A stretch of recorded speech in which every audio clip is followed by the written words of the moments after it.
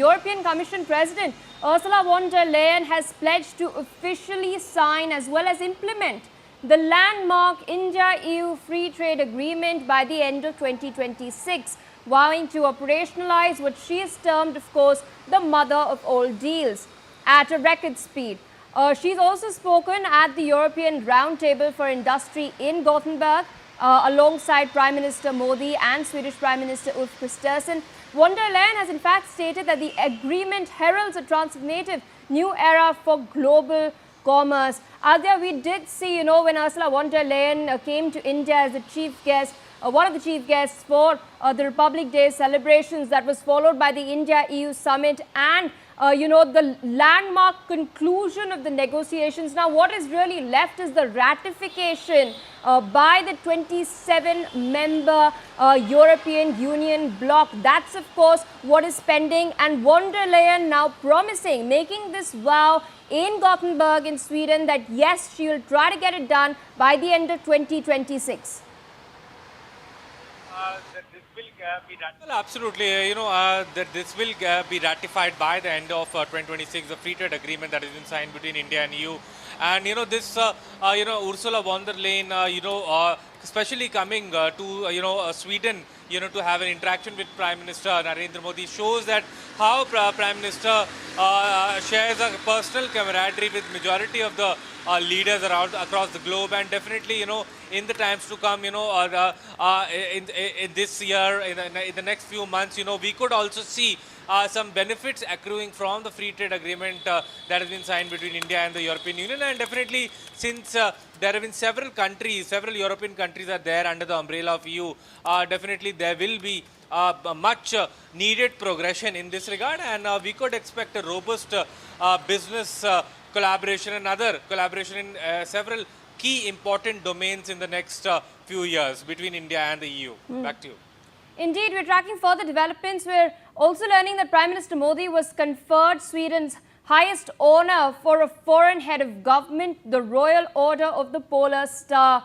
Prime Minister Modi has in fact stated that this is not only an honor for himself, but also for all 1.4 billion people of India. It's also a tribute to all of India's friends in Sweden who have strengthened relations between the two countries and, of course, laid a strong foundation for the same. He's gone on to say that may the friendship between our nations continue to grow. Aditya, what is interesting is that with this particular honor, the Prime Minister has now received more than 24 civilian honors from various foreign nations. He's one of the most internationally decorated Indian leader in history. But what is special about the Royal Order of the Polar Star?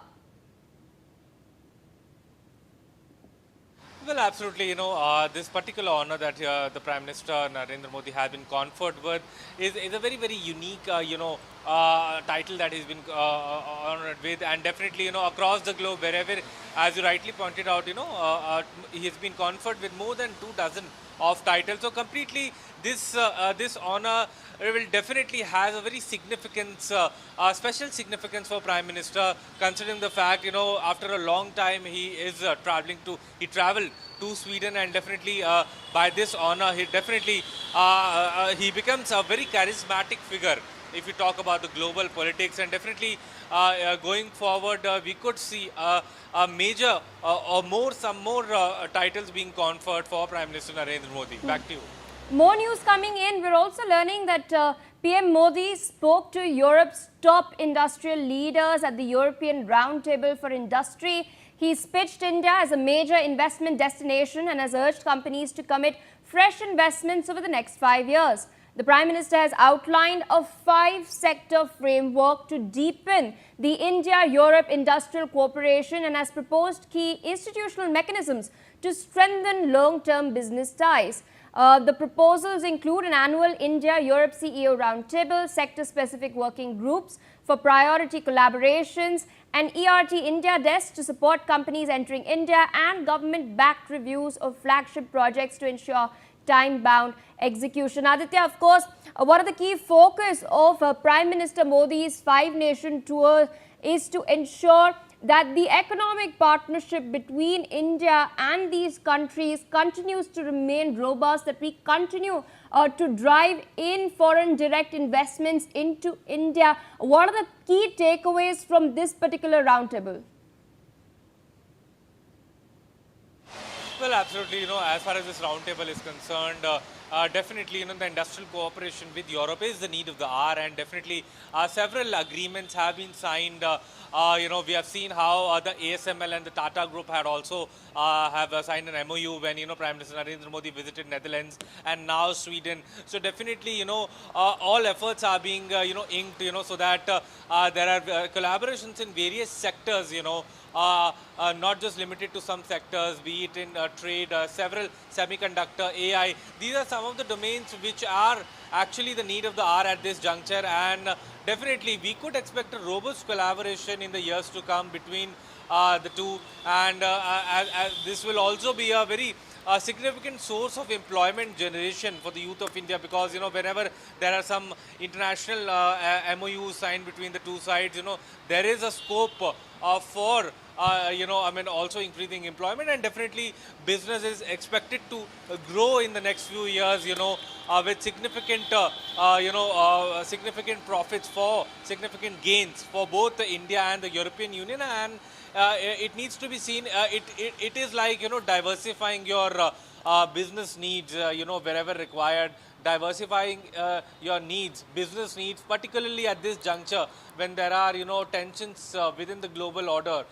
Global order is rapidly changing. So indeed, it becomes very pertinent to address these issues, and the visit of this five-nation to visit of Prime Minister will definitely pave a robust way for collaboration in various domains. Indeed, including electronics, deep tech manufacturing, as you mentioned, AI, green energy as well, mobility, urban transformation, healthcare, life sciences. In fact, we're also learning that Prime Minister Modi invited Swedish companies to participate in initiatives including Make in India, the National Green Hydrogen Mission, the National Critical Mineral Mission as well.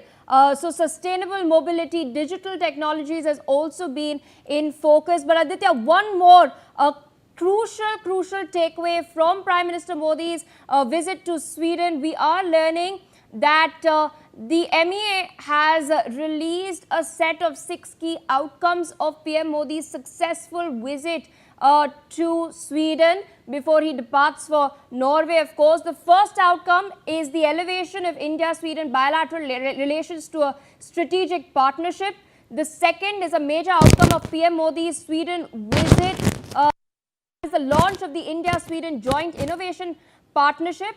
And the third is the endorsement to jointly develop India-Sweden Technology and Artificial Intelligence Corridor. The fourth outcome is the doubling of bilateral economic exchange, trade and investment within the next 5 years. The fifth is the development of India-Sweden SME and startup platform. And finally, the sixth is the institution of Tagore Sweden lecture series of Vikas Bhi Virasat Bhi. Aditya, can you walk our viewers through what exactly do these outcomes really mean? Definitely, if you talk about the India-Sweden innovation partnership, and definitely all these bilateral agreements will definitely are strategic agreements, which will definitely benefit both the countries in the long run. Definitely, because there have been the MOUs have been signed in various diversified domains like AI, healthcare, defense, and many other domains of critical importance. Definitely, we could see the beneficial effect of all these, agreements in the years to come. This will have a significant positive impact on the economies of the two nations, and definitely it is a win-win situation for both India and Sweden. And if we talk about this industry collaborations, definitely there will be technological sharing, as far as agreements on AI and defense are concerned, because these are some of the critical domains which are very, very important and pertinent, and going forward, because it's all about how if we talk about defense, it is all about evolving to new warfare, modern warfare strategies. I know AI is one of the modern day warfare strategy, So definitely this will be a beneficial thing, and it needs to be seen how things unfold in the coming scenario. All right. Thank you so very much, Aditya, for taking our time.